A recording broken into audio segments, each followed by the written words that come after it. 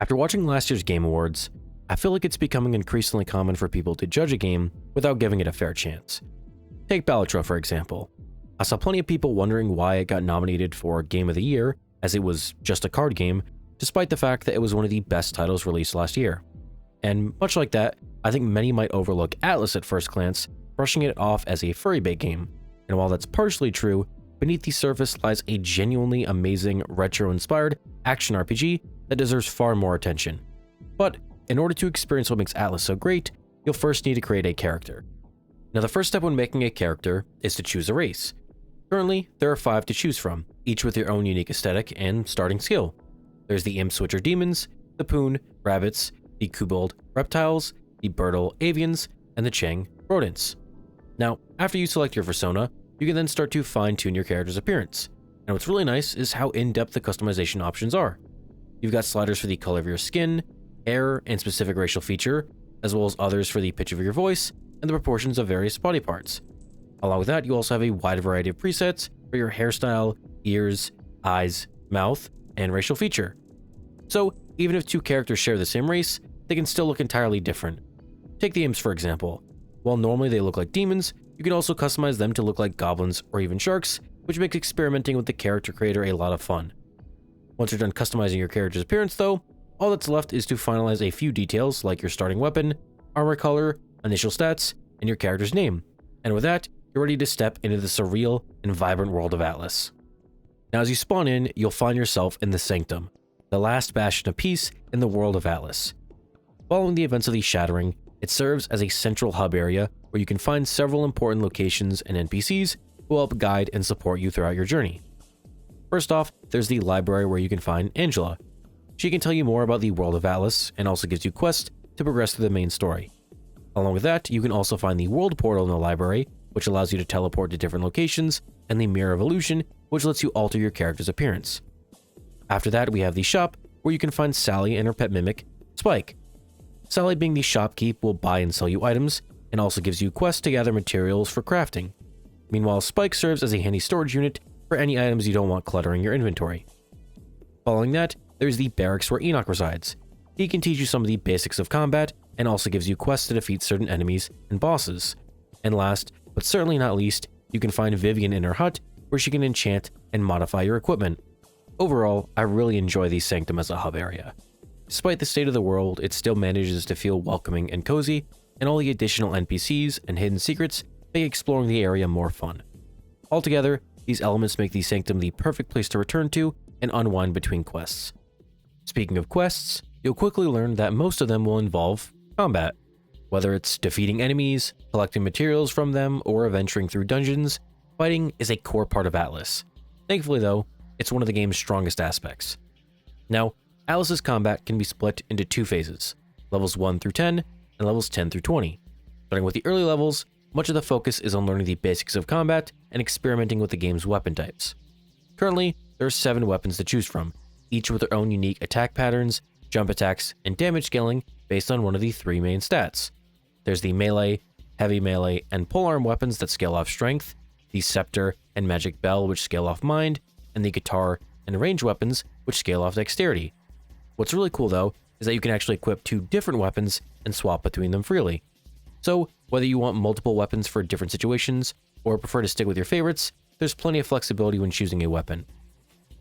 Now, aside from attacking, ATLYSS also offers several defensive options to help you survive. The first being the dash, which lets you, well, dash away from enemies, allowing you to avoid their attacks entirely. In addition to that, you can also block incoming attacks, which prevents damage at the cost of stamina. You can also equip a shield with a single-handed weapon to increase your block strength, making it easier to defend against stronger enemies. The best defensive option by far though would have to be the parry. By timing a block just as an attack is about to land, you can parry it to prevent the damage without losing any stamina, and it'll also stagger weaker enemies. What's nice though is that the window for the parry is pretty forgiving, but still requires some precision, making it a satisfying and rewarding skill to master. In addition to all this though, you also unlock quite a few novice skills to help you through the early levels. Now, you're guaranteed to get your race's starting skill, as well as rock toss and recovery, but as long as you find a skill scroll, you can actually learn any of the other novice skills. While not the strongest, these skills add a bit of variety to combat and help you tackle tougher enemies. Once you've mastered the basics though, combat really starts to open up, as after reaching level 10, you can unlock a class. Now, to unlock a class, you need to complete a quest from one of the 3 main NPCs, Enoch for warriors, Angela for mystics, and Sally for bandits. Before you choose a class though, it's important to note that this is a permanent decision, so you'll want to pick one that matches your preferred playstyle. Warriors excel in close-range melee combat, mystics specialize in casting powerful spells, and bandits focus on swift, stealthy combat. Now, once you've selected a class, you'll unlock all of its unique skills, which scale off the class's main attack stat. Warriors use strength, mystics rely on mind, and bandits focus on dexterity. So, if you want to maximize your effectiveness, you want to level up the corresponding stat and use weapons that scale with it. However, even if your favorite weapon doesn't match your class's main stat, you can visit Vivian to modify its scaling. For example, you could change a heavy melee weapon to scale with dexterity instead of strength, making it viable for a bandit build. Overall, I really like how the classes are handled in ATLYSS. Not unlocking them right away gives you the time to learn the basic mechanics, and when you do choose one, it feels much more impactful since it's a permanent decision. I also love how each class feels distinct with how different their active and passive skills are, and skills you choose make your build feel much more personalized since you can't equip all of them at once. Moving on from the combat though, there were a few other things that I really liked about ATLYSS and wanted to mention. First off, I really enjoyed all of the game's bosses so far. Each one offers a unique and exciting challenge, and were all really fun to fight. However, I decided not to cover them right now, as the game is still in early access, so things could easily change. Aside from that, it's also nice how easy it is to respec your stats. If you happen to level up a skill or stat point you didn't want, you can visit Sally's shop and purchase either the Tome of Naivety or Unlearning to refund your points. Along with that, Sally also offers plenty of other useful items like XP books, HP and mana consumables, and the illusion stones which you need to change your appearance. Along with that, I also liked how forgiving the game is when you die. If you were to die inside a dungeon, you'll respawn at the entrance. So, while there is a walk of shame back, you can continue where you left off in the room without having to restart. Lastly, I also wanted to mention that this game actually has multiplayer. You can either host a lobby for your friends or join a public server, but just make sure to read the lobby name before joining. And that's pretty much it. Overall, I'm really glad that I decided to give ATLYSS a chance, as otherwise I would have missed out on a genuinely amazing game, packed with personality and charm, alongside deep and engaging combat. So, even though it's still in early access, I cannot recommend ATLYSS enough, and I can't wait to see what else the game's solo dev Kisef has planned. So, whether you love action RPGs or enjoy supporting indie projects, make sure to check out ATLYSS on Steam, especially at its low price of just $10. And if you're still unsure, you can always try the demo available on itch.io.